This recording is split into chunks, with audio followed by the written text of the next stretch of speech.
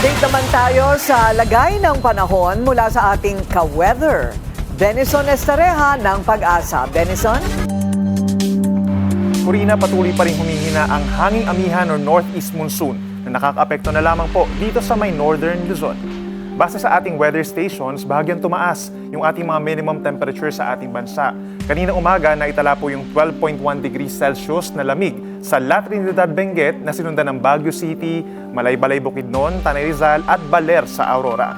Ang magandang balita po, wala pa rin tayo nakakita na bagyo na papasok ng ating Philippine Area of Responsibility hanggang sa matapos ang weekend.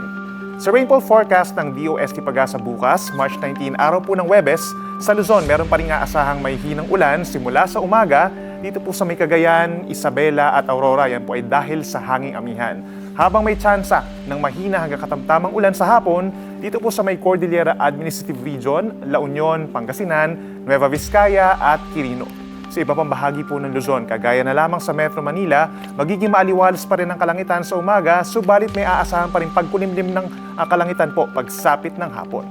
Sa Palawan, Visayas at Mindanao mananatiling maganda ang panahon mula umaga hanggang tanghali at pagsapit ng hapon hanggang gabi, posible pa rin ang pulupulong ulan lalo na dito sa may Eastern Visayas, Caraga Region, pababa po ng Davao Oriental, Davao Occidental, South Cotabato at Sarangani.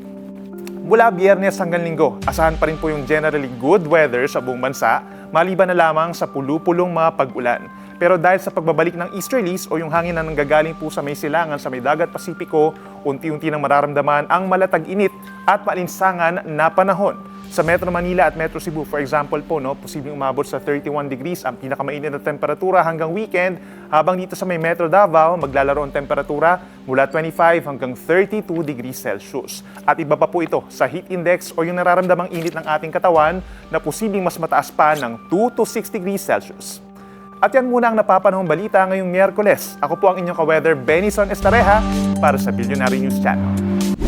Manatiling nakatutok sa Bilyonaryo News Channel. Sumubaybay sa aming social media accounts at mag-subscribe sa aming YouTube channel para sa mga bago at eksklusibong balita.